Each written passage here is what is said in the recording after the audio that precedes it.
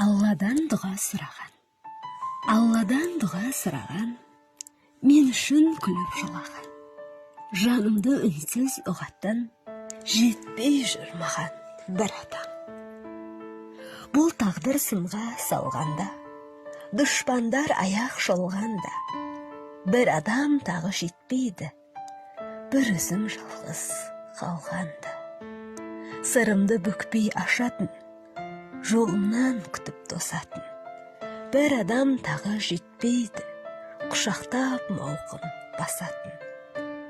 Еркелеп бірге жүретін, көзімнен бәрін білетін, бір адам болса осындай бақытты өмір сүретін.